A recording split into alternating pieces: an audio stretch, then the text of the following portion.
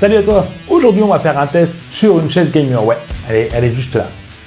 Bon, tu vois pas grand chose, c'est la marque Kitsun, je sais pas si je le prononce bien comme d'habitude. Et c'est une chaise que j'ai achetée en Amazon reconditionnée, oui, parce que j'ai trouvé une très bonne affaire. Si tu veux savoir comment faire, je te mets le lien ici d'une vidéo où j'explique comment faire des bons plans sur Amazon reconditionné. Ou si tu as envie d'en trouver directement sans te prendre la tête, tu peux en même temps mettre le petit pouce bleu, t'abonner, laisser un petit commentaire si tu en as envie et aller sur tukiwanti.com où je mets souvent des bons plans en reconditionné. Je te laisse chercher, tu trouveras ça facilement. Mets-le dans tes favoris parce qu'il faut y aller souvent. Bah oui, ça dépend quand je trouve un bon coup reconditionné. Ça peut être le matin, le midi ou le soir et ça peut pas souvent te plaire ou des fois tu tombes sur le bon truc et t'es arrivé trop tard. Bon alors on revient sur la chaise. Je l'ai acheté 50 €, le 160 donc j'étais obligé de la tester. Alors on va regarder ensemble. On va aller faire le déballage. Petite information pendant que j'y pense pour le déballage. Oui, j'ai fait un déballage, mais en fait, quand je croyais filmer, je ne filmais pas. Et quand je croyais ne pas filmer, je filmais. Alors, il y a une partie du déballage qui n'est pas là. Ne m'en veux pas. Je vais quand même t'expliquer. Donc, ce fameux carton qui est très bien emballé, malgré tout. La chaise était bien protégée. Il n'y avait aucun problème là-dessus. C'est bien protégé. On sent que c'est pas un truc basique, bas de gamme qu'ils vont te jeter dans un carton. C'était quand même plutôt bien emballé. On retrouvera le dossier, donc l'assise, avec les accoudoirs déjà vissés à l'assise. Donc, ça, c'est plutôt pas mal. On a le support pour les roulettes, je sais pas comment ça s'appelle. Tu peux me mettre dans les commentaires si tu connais le nom, une sorte de toile ou l'araignée. Je sais plus, je vais pas faire semblant de connaître, je vais pas te mentir. Les roulettes, le piston, le coussin pour les lombaires et le coussin pour la tête. Après, on est obligé de passer au montage. Quand je suis passé au montage, j'ai quand même regardé la notice, qui est plutôt simple d'utilisation, mais j'aurais pu monter sans pour être honnête. Je voulais juste suivre pour savoir dans quel sens monter, qu'est-ce qui était le plus facile pour moi.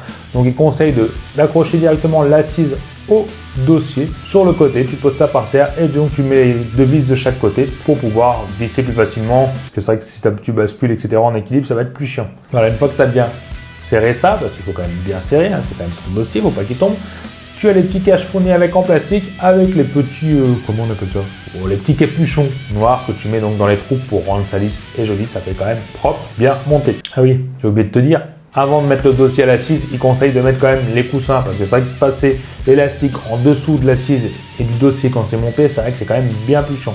Donc, mets le coussin surtout des lombaires en premier.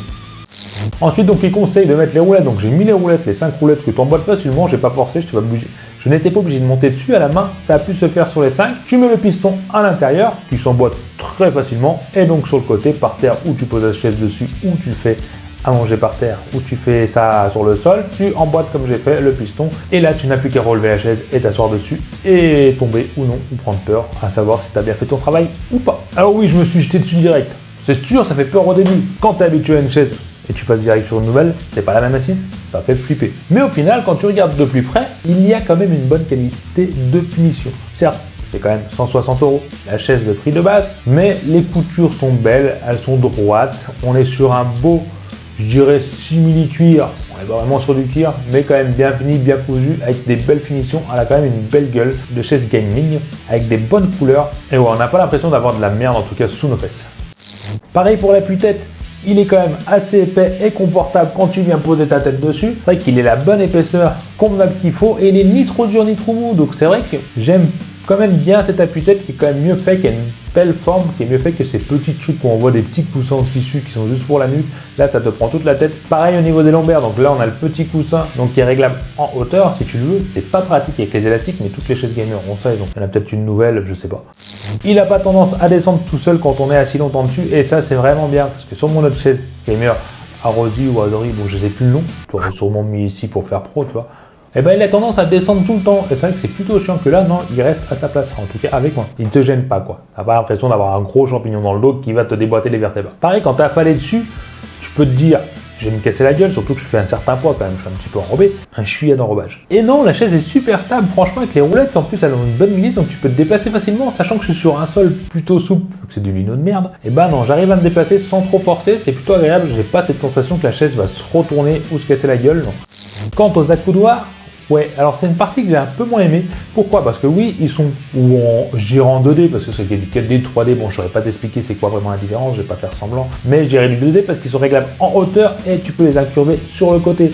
Donc ça, c'est bien, c'est facile, il n'y a aucun problème, tu tires sur la petite manette, tu peux monter et le descendre, c'est un jeu d'enfant. Ce que j'aime moins bien, c'est surtout au niveau de l'hauteur, parce que vu que je suis grand, j'ai l'impression qu'il manque à peu près 2 cm.